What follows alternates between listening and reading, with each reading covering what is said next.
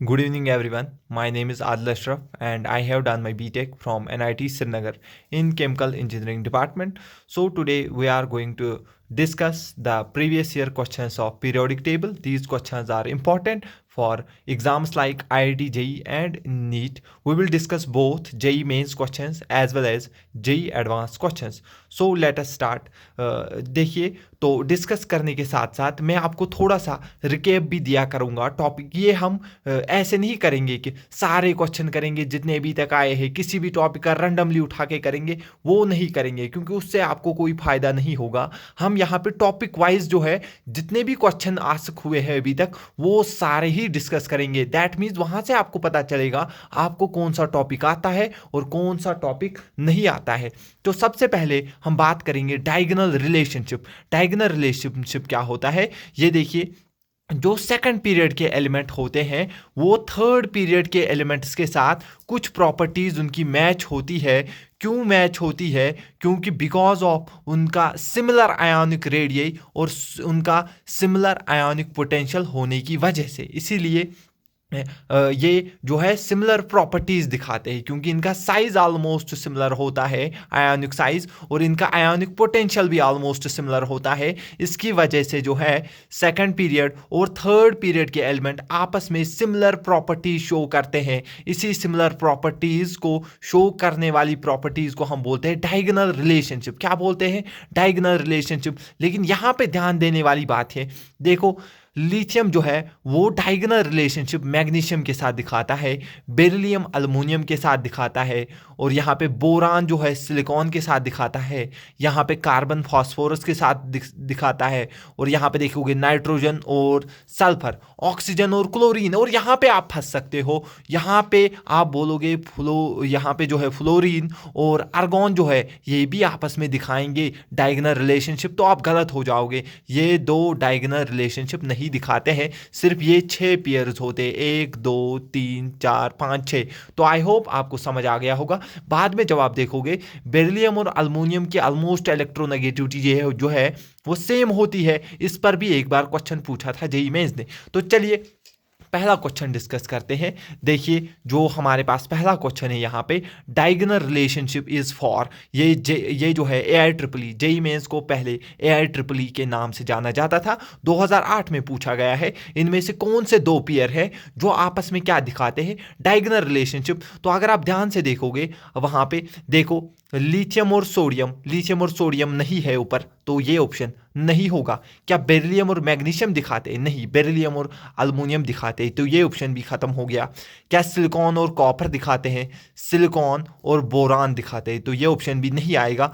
यहाँ पे देखिए बोरान और सिलिकॉन दिखाते हैं, दैट मीन्स ऑप्शन 4 हमारा जो है इसका आंसर हो जाएगा। ठीक है, तो देखिए इसके बाद जो अगला टॉपिक है इसको हम बोलते हैं एटॉमिक रेडियस। एटॉमिक रेडियस का मैं थोड़ा सा रिकैप करवाता हूँ आपको। तो सबसे देखिएगा जो ऑर्डर वो पूछता है, जैसे हमारे पास वंडर वॉल रेडियस होती है और एक मेटेलिक रेडियस होती है जिसको हम क्रिस्टल रेडियस भी बोलते हैं, और कोवलेंट रेडियस, इनका क्या ऑर्डर होता है? इसके लिए आप शॉर्ट में याद रख सकते हो VMC, यानी कि सबसे ज़्यादा जो है वंडर वॉल रेडियस होता है, फिर मेटेलिक रेडियस, उसके बाद कोवलेंट रेडियस होता है। लेकिन आपको ध्यान से याद रखना होगा इनर्ट गैसेस जो है उनका जो रेडियस है वो सबसे ज्यादा होता है उनके पीरियड में, क्योंकि वो स्टेबल होते हैं। ठीक है, तो इसके बाद जो हम देखिए, अगर हम देखेंगे आइसो इलेक्ट्रॉनिक स्पीशीज के लिए रेडियस का क्या ऑर्डर रहता है। देखिए आइसो इलेक्ट्रॉनिक स्पीशीज जो होती है ये ऐसी स्पीशीज होती है जिनमें सेम नंबर ऑफ इलेक्ट्रॉन्स होते हैं। तो अगर आप देखोगे जो Z इफेक्टिव हम लिखते हैं, क्या लिखते हैं? Z इफेक्टिव हम Z स्टार से भी रिप्रेजेंट करते हैं, तो Z माइनस सिग्मा। ठीक है, तो अगर नंबर ऑफ इलेक्ट्रॉन सेम है दैट मीन्स सिग्मा सेम रहेगा। अगर सिग्मा सेम रहेगा दैट मीन्स जितना आपका एटॉमिक नंबर बढ़ेगा उतना Z इफेक्टिव बढ़ेगा, और जितना Z इफेक्टिव बढ़ेगा उतना जो है रेडियस कम होगा। That means iso electronic species के लिए अगर आपको देखना होगा रेडियस का ऑर्डर, इस पे बहुत सारे क्वेश्चन पूछे गए हैं, तो आपको देखना है जिसका एटॉमिक नंबर ज्यादा उसका रेडियस कम, जिसका एटॉमिक नंबर ज्यादा उसका रेडियस कम।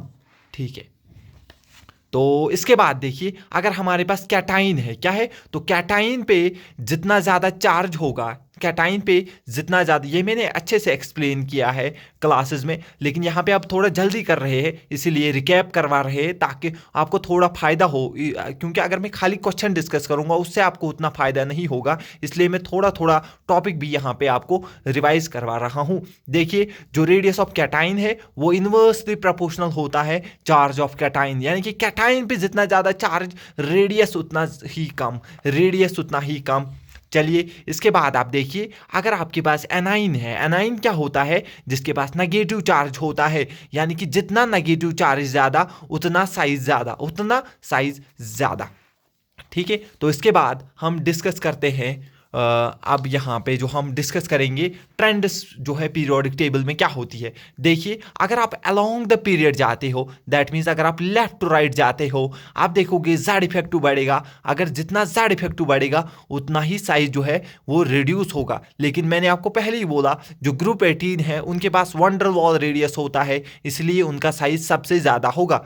तो इसीलिए जो ऑर्डर बनेगा, ग्रुप 18 का साइज सबसे ज़्यादा होगा, फिर वापस ग्रुप 1, फिर ग्रुप 2, फिर ग्रुप 13, फिर ग्रुप 14, ग्रुप 15, फिर 16, 17। ठीक है, तो ये ऑर्डर रहता है। तो यहाँ तक आपको समझ आ गया। ठीक है, इसके बाद हम आते हैं रेडियस ऑफ डी ब्लॉक के लिए। तो डी ब्लॉक देखो, मैंने यहाँ पे मेंशन नहीं किया क्योंकि डी ब्लॉक जो है इनका वेरिएबल जो होता है, इनका कभी बढ़ता है कभी घटता है, इसलिए इनका वेरिएबल होता है। लेकिन वो दो फैक्टर्स पे डिपेंड करता है। पहला है इफेक्टिव न्यूक्लियर चार्ज, जितना इफेक्टिव न्यूक्लियर चार्ज ज़्यादा होगा दैट मीन्स उतना ही अट्रैक्शन ज़्यादा होगा, और जितना अट्रैक्शन ज़्यादा होगा उतना साइज कम होगा। और दूसरा होता है इलेक्ट्रॉनिक कन्फिग्रेशन। इलेक्ट्रॉनिक कन्फिग्रेशन से हमें पता चलता है इनके बीच में रिपल्शन कितना होगा, और जितना ज़्यादा आपस में इलेक्ट्रॉन्स रिपल्शन होंगे, जितना ज़्यादा इलेक्ट्रॉन आएंगे सब शेल में, उतना ज़्यादा वो रिपल्शन करेंगे, जितना ज़्यादा रिपल्शन करेंगे उतना साइज जो है वो घट जाएगा। ठीक है, तो यहाँ तक आई होप आपको समझ आ गया होगा।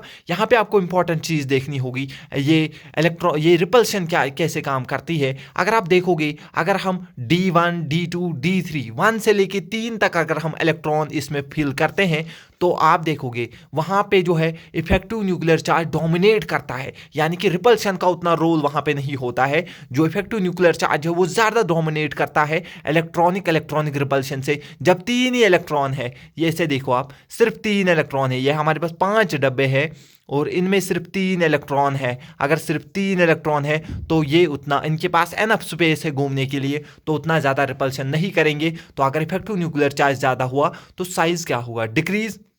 फिर अगर मैं 4, 5, 6, 7, 8 इलेक्ट्रॉन, यानी कि 4, 5, 6, 7, जैसे ही हम इलेक्ट्रॉन्स 3 से ज़्यादा डालेंगे इसमें, तो इनमें रिपल्शन आना स्टार्ट हो जाएगा। लेकिन वहाँ पे इलेक्ट्रॉनिक रिपल्शन और जो इफेक्टिव न्यूक्लियर चार्ज है एक दूसरे को कैंसिल कर देते हैं, एक दूसरे को क्या करते हैं, कैंसिल करते हैं, जिसकी वजह से साइज़ पे कोई असर नहीं पड़ता है। लेकिन जैसे ही हम 9वां और 10वां इलेक्ट्रॉन डालते हैं तो ये इलेक्ट्रॉन रिपल्शन पावर में आ जाती है। अब ये दिखाती है, इसको कहती है, जैसे जेड इफेक्टिव है, पहले इसने कहा कि मैं डोमिनेट करूंगी, तो आप कह रहे हैं हमारा टाइम आ गया। 9 और 10 इलेक्ट्रॉन जैसे एंटर किए तो ये बोलते हैं अब हमारा टाइम आएगा। इलेक्ट्रॉन रिपल्शन अब ज़्यादा होंगी, किससे, जेड इफेक्टिव से। जितना रिपल्शन ज़्यादा उतना साइज कम। तो देखिए, बहुत ही इंपॉर्टेंट ऑर्डर होता है ये, यहाँ से बहुत बार क्वेश्चन पूछा गया है। आप देखिए, स्कैंडियम, टाइटेनियम, वेनेडियम, मैंने कहा क्या होगा, D3 इलेक्ट्रॉन तक डिक्रीज होगा, यानी कि यहाँ पे देखिए स्कैंडियम, टाइटेनियम और वेनेडियम तक साइज जो है डिक्रीज होता है। फिर chromium D4, D5, D6, D7, इनका जो है साइज ऑलमोस्ट सिमिलर रहता है, और D9 और D10 के बाद उल्टा होता है, साइज इंक्रीज करना स्टार्ट करता है क्रोमियम और जिंक का। आई होप आपको इतना जो है अच्छे से समझ आ गया होगा।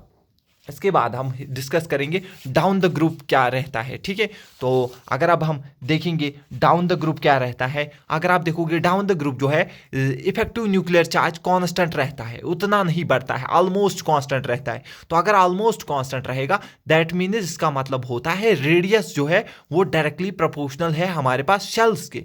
जितनी ज़्यादा शेल्स होगी उतना ज़्यादा रेडियस होगा। तो हम कह सकते हैं डाउन द ग्रुप जो है साइज ऑफ एलिमेंट क्या होगा, जनरली इंक्रीज होगा। लेकिन इसमें सबसे पहला एक्सेप्शन आता है यहाँ हमारे पास ग्रुप 13 का। ग्रुप 13 का देखो, मैं आपको बिल्कुल आराम से समझाने की कोशिश करूंगा। ऑर्डर ऐसा होना चाहिए। देखिए जो ग्रुप 13 होता है उसमें क्या होता है, बोरॉन, अल्मुनियम, गैलियम, इंडियम और थैलियम। ऑर्डर क्या होना चाहिए, सबसे ज्यादा हमने क्या कहा, डाउन द ग्रुप जो है साइज इंक्रीज होता है। सबसे ज्यादा होना चाहिए थैलियम का, फिर इंडियम का, फिर गैलियम का, फिर अल्मुनियम का और सबसे लास्ट में बोरान का। लेकिन यहाँ पे ये अल्टा पल्टी करते हैं, ठीक है। अल्मुनियम जो है वो इसके आगे चला जाता है और गैलियम पीछे हो जाता है, यानी कि थेलियम फिर आना चाहिए इंडियम, फिर आना चाहिए था यहाँ पे गैलियम, लेकिन गैलियम पीछे चला जाता है और अल्मुनियम आगे आ जाता है यहाँ पे, ठीक है। और फिर लास्ट में आता है बोरान, क्योंकि गैलियम में क्या आगे होते हैं, गैलियम में अगर आप देखोगे 3d10 इलेक्ट्रॉन होते हैं, यानी कि जैसे ही डी के इलेक्ट्रॉन आते हैं वो पोअर शील्डिंग, पोअर स्क्रीनिंग दिखाना स्टार्ट करते हैं, इसीलिए ये साइज में जो यहाँ पे टर्न हो जाता है। समझ आ गया आपको अच्छे से, शाबाश। इसके बाद और एक इंपॉर्टेंट पॉइंट जो है इसमें, अगर आप देखोगे size of 4D series is equal to the size of 5D series. 5D series और 4D सीरीज का साइज ऑलमोस्ट बराबर होता है बिकॉज ऑफ लेंथेनॉइड कॉन्ट्रैक्शन की वजह से, ठीक है। क्योंकि 4f इलेक्ट्रॉन जो है वो उतना स्क्रीनिंग नहीं दे पाते हैं, 4f इलेक्ट्रॉन्स का उतना स्क्रीनिंग इफेक्ट न दे पाने को ही हम बोलते हैं लेंथेनॉइड कॉन्ट्रैक्शन। तो लेकिन याद ध्यान से लगाना, तो देखो जब आप पहले ही देखोगे स्कैंडियम, यूटेरियम और लैंथेनम, तो आप बोलोगे यूटेरियम किसका है, ये है हमारे पास 4D सीरीज का और ये है हमारे पास 5D सीरीज का। तो आप बोलोगे इन दोनों का साइज तो बराबर होना चाहिए, लेकिन मैंने क्या लिखा है, लैंथेनम का ज्यादा, फिर यूटेरियम का, फिर स्कैंडियम का। ऐसा क्यों किया, क्योंकि अभी यहाँ पे 4f इलेक्ट्रॉन्स की एंट्री नहीं हुई है, इनके बाद 4f इलेक्ट्रॉन आते हैं। समझ आ गया, लैंथेनम के बाद 4f इलेक्ट्रॉन आते हैं, यानी कि अभी तक 4f इलेक्ट्रॉन एंटर नहीं किए हैं, लेकिन जैसे ही इसके बाद वाले ग्रुप में आप जाओगे तो वहां से फिर ये इफेक्ट देखने को मिलता है। ये आपको क्वेश्चन से और समझ आएगा। आप बोलोगे आपने इतना क्यों डिस्कस किया इस टॉपिक को, ऑलमोस्ट सारा ही डिस्कस किया, लेकिन इससे सबसे ज्यादा क्वेश्चन पूछे गए हैं अभी तक। तो फिलहाल हम सबसे पहला क्वेश्चन उठाते हैं। देखिए यहाँ पे कह रहा है the reduction in atomic size, the reduction atomic size with increase in atomic number, with increase in atomic number is the characteristic element of, किस ब्लॉक वाले एलिमेंट्स का ये कैरेक्टरिस्टिक होता है। जितना जितना हम एटॉमिक नंबर बढ़ाते जाते हैं, जितना जितना एटॉमिक नंबर बढ़ाते जाते हैं उतना साइज घटता है। अभी मैंने कहा जितने जितने इलेक्ट्रॉन तुम 4f या 5f में डालोगे उतना वो कम स्क्रीनिंग, यानी कि एक तो वो रिपल्शन भी उतना अच्छा नहीं दे रहे, यानी कि एक तो वो रिपल्शन नहीं दे रहे, उसकी वजह से और उल्टा एटॉमिक नंबर बढ़ रहा है। देखिए 4f11, इसके बाद आएगा हम लिख सकते हैं 4f12, 4f12 एटॉमिक नंबर तो बढ़ गया, यानी कि इफेक्टिव न्यूक्लियर चार्ज बढ़ गया, लेकिन इलेक्ट्रॉन भी बढ़ गया था, लेकिन वो इलेक्ट्रॉन जो है वो जो है शील्डिंग नहीं दे पाता है। इसकी वजह से आप जब देखोगे एफ ब्लॉक में जैसे जैसे एटॉमिक नंबर बढ़ता है, जैसे जैसे एटॉमिक नंबर जो है इंक्रीज होता है, वो साइज जो है वो डिक्रीज हो जाता है, यानी कि ये कैरेक्टरिस्टिक्स है एफ ब्लॉक एलिमेंट का, ठीक है। तो ये 2003 में पूछा गया था क्वेश्चन, ये बहुत अच्छा क्वेश्चन था। अब इसके बाद देखिए बहुत ही सिली क्वेश्चन पूछे गए हैं। कह रहा है which of the following grouping represents a collection of iso electronic species. कितना आसान क्वेश्चन है। कह रहा है इनमें से कौन से कलेक्शन है जो आइसो इलेक्ट्रॉनिक स्पीशीज है। क्या मैंने आपको नहीं बोला आइसो इलेक्ट्रॉनिक स्पीशीज क्या होते हैं, जिनमें क्या होता है जिनमें सेम नंबर ऑफ इलेक्ट्रॉन्स होते हैं, सेम नंबर ऑफ इलेक्ट्रॉन्स होते हैं। तो अगर आप देखोगे नाइट्रोजन का एटॉमिक नंबर 7 होता है, तो ऑलरेडी इसके पास 7 इलेक्ट्रॉन होते हैं और 3 आ गए तो 10 इलेक्ट्रॉन। फ्लोरीन के पास 9 होता है एटॉमिक नंबर, तो 9 इलेक्ट्रॉन और एक आ गया तो 10। सोडियम के पास होता है 11 और एक इलेक्ट्रॉन चला गया तो 10। दैट मीन्स ये हमारे पास है आइसो इलेक्ट्रॉनिक स्पीशीज। तो ये तो दूर दूर तक नहीं, बेरिलियम का 4, इसका 13, ये कभी बराबर नहीं हो सकते। सिमिलरली ये इसका ऑप्शन आएगा। जरूरी नहीं, देखो मैं आपको दिखा रहा हूं, देखो ये एग्जाम्स में आए हुए क्वेश्चन है, वो भी जेईई मेंस के आए हुए क्वेश्चन है। तो यहाँ से मैं आपको समझाना चाहता हूँ, हमेशा आपके पास पूरी नॉलेज हो ये ज़रूरी नहीं है कि तभी आप सवाल कर सकते हो। अगर आपके पास जितना नॉलेज है और आप उस नॉलेज का यूज़ कर सकते हो तो आप बिल्कुल आराम से कोई भी एग्ज़ाम निकाल सकते हो। ये देखो मुझे ये पता था ये जो है आइसो इलेक्ट्रॉनिक स्पीशीज़ है, अब बाकी हो या ना हो मुझे क्या है, क्योंकि एक ही ऑप्शन तो सही होगा, तो इसलिए मैंने इसको टिक किया। ठीक है, ऐसे ही आपको देखना है। समझ आ गया? ठीक है, तो अगले क्वेश्चन पे आते हैं। तो ये हमारा हो गया। इसके बाद अब हम देखते हैं और एक क्वेश्चन। ठीक है, तो इस क्वेश्चन को आप ध्यान से देखो। तो कह रहा है which of the following set of ions represent the collection of iso electronic species. फिर से और एक बार क्वेश्चन पूछा गया आइसो इलेक्ट्रॉनिक स्पीशीज 2004, यानी कि एक साल बाद ही फिर से क्वेश्चन पूछा गया है। तो ध्यान से देखो, अगर आप देखोगे इसमें कितने हैं, इसका पोटेशियम का एटॉमिक नंबर होता है 19, 19 में से ऑलरेडी एक चला गया है, तो 19 में से अगर एक चला गया है तो ये 18, तो इसका क्या है 17, 17 होता है, 17 में एक आ गया है तो ये बन गया 18। तो मैग्नीशियम का होता है 14, 14 में दो चले गए तो 10, यहाँ पे काम खराब हो गया। ये दो आ रहे थे 18 लेकिन ये 10 पे पहुंच गया तो काम खराब। फिर से देखते हैं ये क्या है। अगर आप देखोगे सोडियम में 10 होते तो 10 जो है एक निकल गया, सॉरी 11 होता है, एक निकल गया है तो 10 इलेक्ट्रॉन बचेंगे। लेकिन कैल्शियम का एटॉमिक नंबर कितना होता है, कैल्शियम का एटॉमिक नंबर होता है 20, तो 20 में से दो चले गए तो 18 पे बात चलेगी, 10 और 18 बराबर नहीं हो सकते। तो यहाँ पे फिर से देखेंगे, अगर हम यहाँ पे देखते पोटेशियम है उसमें एक इलेक्ट्रॉन चला गया है, पॉजिटिव आया है ना, एक इलेक्ट्रॉन चला गया, दैट मीन्स अब ये 18 हो गए। अब कैल्शियम का एटॉमिक नंबर होता है 20, उसमें से दो चले गए तो ये भी 18 हो गए। सेकेंडियम का एटॉमिक नंबर कितना होता है 21, उसमें तीन चले गए तो ये भी 18 हो गए। और इसका क्लोरीन का होता है 17, एक आ गया है ये भी 18 हो गए। तो ये हमारा ऑप्शन बन जाएगा। क्या आपको बिल्कुल आराम से समझ आ रहा है, कितने ईजी क्वेश्चन लग रहे हैं आपको? ठीक है, तो अगला क्वेश्चन देखते हैं अब हम। कह रहा है which of the following ions has the highest value of ionic radius. इनमें से किनका जो है आयोनिक रेडियस सबसे ज्यादा होगा। अब देखो बेरिलियम और लिथियम ये तो ऑक्सीजन और फ्लोरीन के मुकाबले में बहुत छोटे होंगे, एक तो ये बेचारे ऑलरेडी छोटे हैं, और बोरान जो है उसने अपने ऊपर 3 पॉजिटिव वाला चार्ज दिया है, ये ऑलरेडी छोटा, तो ये तो 3 पॉजिटिव लेके चिपक गया होगा। और लिथियम भी ऑलरेडी छोटा है, 3 एटॉमिक नंबर, छोटा सा होगा। फ्लोरीन का एटॉमिक नंबर 9 और एक मिल गया है उसको। अब ये दो बच गए, यानी कि मुझे पता है ऑक्सीजन के ऊपर जो -2 या तो ये आंसर होगा या F नेगेटिव होगा। तो दोनों अगर आप देखोगे ऑक्सीजन का एटॉमिक नंबर 8, इस पे 2 इलेक्ट्रॉन और आ गए तो इसके कितने बच गए 10 इलेक्ट्रॉन। फ्लोरीन का ऑलरेडी 9, एक इलेक्ट्रॉन आ गया तो ये भी 10 इलेक्ट्रॉन। दैट मीन्स ये दो आपस में आइसो इलेक्ट्रॉनिक है। तो आइसो इलेक्ट्रॉनिक में मैंने क्या कहा, जिसके ऊपर जितना ज्यादा नेगेटिव, जिसके ऊपर जितना ज्यादा नेगेटिव तो उसका साइज उतना ही ज्यादा, उसका साइज उतना ही ज्यादा, तो आएगा ऑप्शन 1। समझ आ गया अच्छे से? ठीक है, चलिए तो इसके बाद अब हम करते हैं और एक क्वेश्चन यहाँ पे डिस्कस। तो कह रहा है जो lanthanoid contraction is responsible for the fact, किस फैक्ट के लिए हमारे पास जो है लेंथेनॉइड कॉन्ट्रैक्शन जो है वो रेस्पॉन्सिबल हुआ। मैंने अभी आपको कहा 3D और 4D सीरीज जो है उनका साइज ऑलमोस्ट सेम हो जाता है लेंथेनॉइड कॉन्ट्रैक्शन की वजह से, लेंथेनॉइड कॉन्ट्रैक्शन की वजह से। लेकिन इसके लिए मैं आपको समझाना चाहूँगा, देखो इस तरीके से ये हमारे पास होती है 3D सीरीज। क्या होती है 3D सीरीज में स्कैंडियम, टाइटेनियम, वेनेडियम, क्रोमियम, और ये हमारे पास 4D सीरीज और 5D सीरीज। मैंने आपको कहा लेंथेनॉइड कॉन्ट्रैक्शन की वजह से क्या है, ये 4D और 5D सीरीज का साइज बराबर होता है, लेकिन इनके बगैर, क्योंकि अभी तक F इलेक्ट्रॉन्स के F ब्लॉक की एंट्री नहीं हुई है, इनके बाद वो होते हैं, वो इनके पीछे होते हैं, यानी कि इनके बाद उनकी एंट्री होती है। यहाँ पे तो सीधे ऑर्डर चलेगा, डाउन द ग्रुप इंक्रीज ही होगा। ये इंपॉर्टेंट क्वेश्चन होता है, पूछा जाता है, बच्चा यहाँ पे गलती करता है।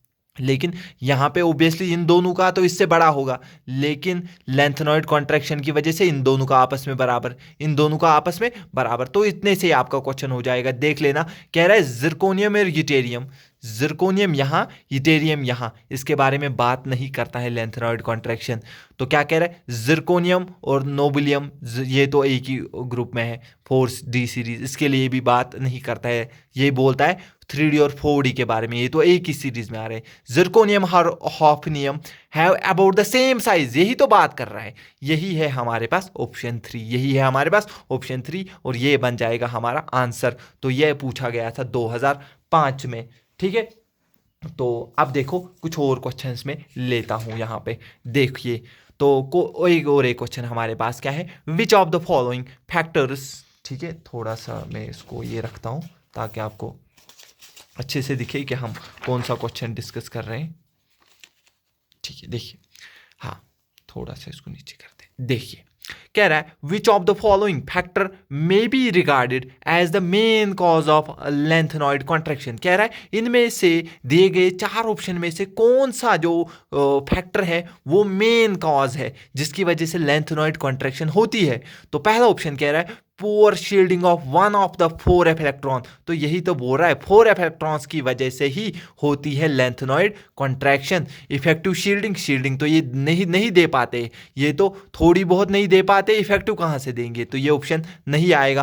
पोअर शील्डिंग ये वगैरह की बात नहीं करता है, तो ये ऑप्शन 1 ही इसका आंसर आएगा। आई होप आपको समझ आ गया। मैंने यहाँ पे ईयर लिखा है किस साल में ये पूछा गया था। तो अभी देखिए, तो यहां पे कह रहा है the correct order of size is. तो कह रहा है साइज का करेक्ट ऑर्डर क्या है। क्या ये तीनों, देखो क्या ये तीनों oxygen oxygen oxygen oxygen oxygen सारे ऑक्सीजन है। तो याद करिए मैंने आपको बोला था जो साइज है यानी कि जो रेडियस है वो क्या है, डायरेक्टली प्रोपोर्शनल है चार्ज ऑन एनाइन। मैंने आपको बोला था डायरेक्टली प्रोपोर्शनल है एनाइन के ऊपर कितना चार्ज है। तो ये तीनों एनाइन जिसके ऊपर जितना ज्यादा चार्ज उसका साइज उतना ज्यादा। तो देखो सबसे ज्यादा चार्ज इसके ऊपर है, फिर उसके बाद इसके ऊपर, फिर ये न्यूट्रल। तो ये हमारा आंसर हो गया। लेकिन ये उल्टा है, ये कह रहा है न्यूट्रल का ज्यादा है, फिर ये तो उल्टा हो गया, ये नहीं चलेगा। तो यहाँ पे पहले इसको रखा है इससे पहले, क्योंकि जिसका चार्ज ज्यादा नेगेटिव में है वो पहले आना चाहिए। तो वो यहाँ पे नहीं हो रहा है, यहाँ पर भी नहीं हो रहा है, तो ये आएगा ऑप्शन 3 इसका आंसर। चलिए और एक क्वेश्चन देख लेते हैं लगे हाथों। The set represents the correct order of ionic radius. इनमें से कौन सा सेट है जो आयोनिक ऑर्डर का जो है करेक्ट ऑर्डर बताता है हमारे पास। ठीक है, तो अगर आप यहाँ पे देखोगे सबसे पहले है लिथियम पॉजिटिव, फिर क्या है Na पॉजिटिव, फिर मैग्नीशियम 2 पॉजिटिव। देखो मैंने कहा पहले ही ये जो है छोटे होंगे, और अगर ये छोटे होंगे तो इनका साइज जो है सबसे बाद में आएगा, पहले नहीं आ सकता है। लिथियम का साइज छोटा होगा तो इसलिए ये बाद में आएगा, तो इसलिए ये ऑप्शन तो नहीं हो सकता है, ये ऑप्शन हमारा आंसर नहीं हो सकता है। और इन दोनों में देखिए एक हमारे पास क्या है Na पॉजिटिव, सोडियम का एटॉमिक नंबर आपको पता है 11, एक निकल गया तो दैट मीन्स इसके पास 10 इलेक्ट्रॉन है। तो अगर आप यहाँ से देखोगे Mg2 पॉजिटिव को, Mg2 पॉजिटिव इसका एटॉमिक नंबर 12, 2 इलेक्ट्रॉन निकल गए तो इसके पास भी 10, यानी कि दोनों आइसो इलेक्ट्रॉनिक स्पीशी है। जब आइसो इलेक्ट्रॉनिक स्पीशी होंगे तो जिसके ऊपर जितना ज़्यादा पॉजिटिव चार्ज उतना उसका साइज कम, उतना उसका साइज कम, जितना ज़्यादा पॉजिटिव चार्ज उतना उसका साइज कम। तो दैट मीन्स सबसे पहले तो आना चाहिए, क्योंकि यही दो बड़े होंगे, क्योंकि लिथियम और बेरिलियम छोटे हैं, तो दैट मीन्स ये दो बड़े होंगे। और इन दो में से सबसे पहले आना चाहिए सोडियम। क्या इस ऑप्शन में सबसे पहले आपको सोडियम दिख रहा है, तो ये ऑप्शन नहीं होगा। देखो मैं अपनी जो मुझे अपनी नॉलेज है उसको यूज़ करके, मुझे अगर बाकी नहीं पता है तो मत पता होने दो, मैं जितना मुझे पता है उसको यूटिलाइज करके क्वेश्चन को सॉल्व करूंगा, उसी को कहते हैं इंटेलिजेंस। ठीक है, तो मैग्नीशियम पहले आ रहा है, ये नहीं हो सकता है। यहाँ पे लिथियम पहले आ रहा है, ये नहीं हो सकता है। सोडियम पहले आ रहा है, यही आंसर होगा। समझ आ गया, बहुत अच्छा। चलिए तो अगला क्वेश्चन डिस्कस करते हैं हम। देखिए कितने क्वेश्चन पूछे गए हैं इसके ऊपर, इसलिए मैं अच्छे से इसके ऊपर डिस्कशन ले रहा था। ठीक है, the correct sequence which shows decreasing order of ionic radius, यानी कि डिक्रीजिंग ऑर्डर होना चाहिए ऑफ द एलिमेंट्स, यानी कि सबसे ज़्यादा जो होगा वो पहले होना चाहिए और फिर जिसका जिसका कम होगा वो पीछे चला जाएगा। तो अगर आप देखोगे यहाँ पे O2 negative, F negative, Na positive, Mg2 positive, Al3 positive, देख के मेरी आंखें बड़ी होगी। क्यों बड़ी होगी, मुझे कुछ दिख रहा है, मुझे दिख रहा है ये तीनों जो है आइसो इलेक्ट्रॉनिक स्पीशीज है। ऑक्सीजन के पास 8 इलेक्ट्रॉन, 2 और मिल गए 10, फ्लोरीन के पास 9 और 1 मिल गया 10, सोडियम के पास 11, एक छोड़ दिया उसने तो 10, इसके पास 12 थे, 2 छोड़ दिए 10, तो इसके पास 13 थे। तो मुझे समझ आ गया ये आइसो इलेक्ट्रॉनिक स्पीशीज है। अगर ये आइसो इलेक्ट्रॉनिक स्पीशीज है तो मैं कंसेप्ट लगा सकता हूं। मैं क्या कंसेप्ट लगाऊंगा, जिसके ऊपर जितना ज्यादा पॉजिटिव चार्ज, जिसके ऊपर जितना ज्यादा पॉजिटिव चार्ज उसका साइज उतना ही कम, यानी कि Al3 पॉजिटिव सबसे पीछे आना चाहिए। इस ऑप्शन में आ रहा है, इस ऑप्शन में नहीं आ रहा है, ये ऑप्शन नहीं होगा। इस ऑप्शन में नहीं आ रहा है, या तो ये ऑप्शन होगा, दो में से कोई एक ऑप्शन होगा। यानी कि फिर क्या होगा, फिर जो इससे कम पॉजिटिव चार्ज वो आएगा, वो मैग्नीशियम है, और यहाँ ऑक्सीजन, ऑक्सीजन इधर किधर आ सकता है, ये ऑप्शन आएगा। समझ आ गया आपको अच्छे से? बहुत बढ़िया।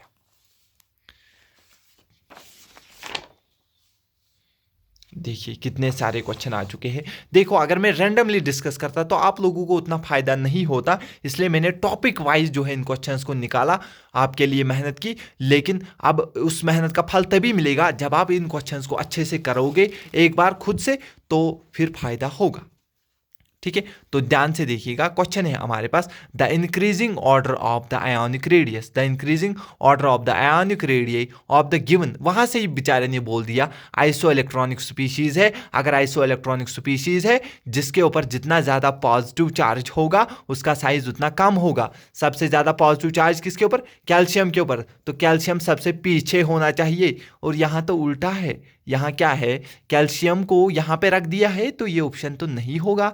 कैल्शियम को बीच में रखा है, नहीं, जितना ज़्यादा पॉजिटिव चार्ज उतना कम। इंक्रीजिंग ऑर्डर, अच्छा, हाँ, इंक्रीजिंग ऑर्डर में जो जिसका साइज सबसे कम है वो सबसे पहले आएगा। तो यहाँ पे ये बेचारा पहले नहीं है, यहाँ पर भी पहले नहीं है, और यहाँ पे देखो कैल्शियम सबसे पहले है, तो मैं बाकी कुछ नहीं देखूंगा क्योंकि बाकी सब तो गलत है, यही ऑप्शन सही है। समझ आ रहा है? ऐसे आपको अपनी नॉलेज को यूज करना होता है कॉम्पिटेटिव एग्जाम्स में।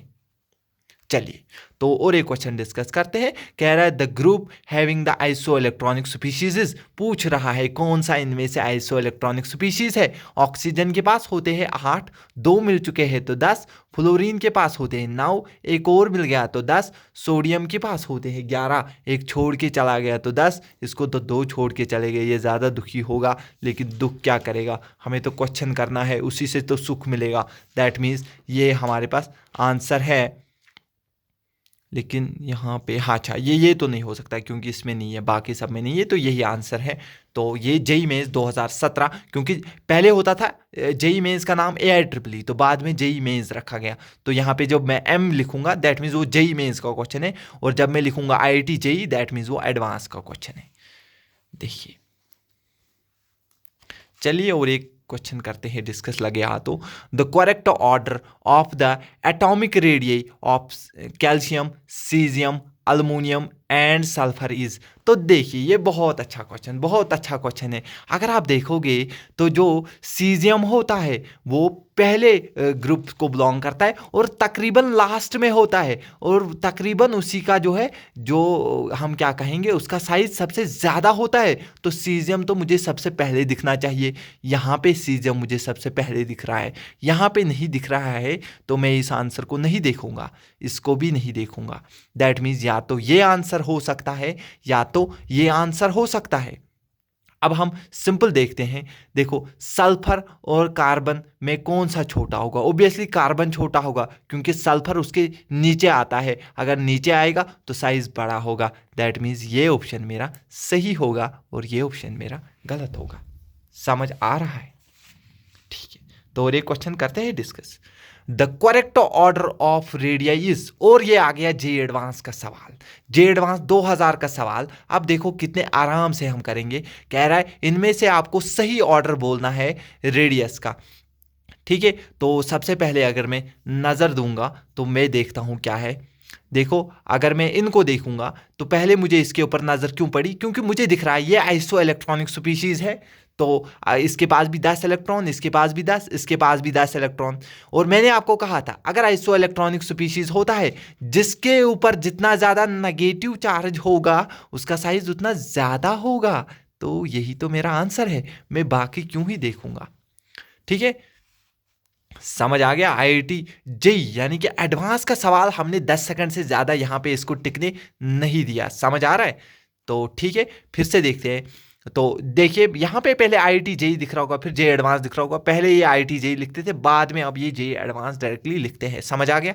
The increasing order of group, the increasing order of atomic radius of the following group 13 is. Group 13 मैं डिस्कस आपके पास कर चुका हूं। मैंने आपको कहा था ये होता है बोरॉन, ये होता है बैंगन, आलू, गाजर, इन थेला, बैंगन आलू गाजर इन थैला, लेकिन यहाँ पे थैला में आपको बैंगन आलू गाजर नहीं भरने हैं, मार्क्स भरने हैं। तो मार्क्स भरने के लिए आपको पता होना चाहिए down the group size increase होता है, लेकिन यहाँ पे ये दो अल्टा पल्टी करते हैं। अगर ये अल्टा पल्टी करेंगे तो सबसे ज़्यादा साइज होगा थैलियम का, फिर किसका होगा सर बोलोगे इंडियम का, फिर आना चाहिए गैलियम, लेकिन उसका साइड ले गया अल्मुनियम।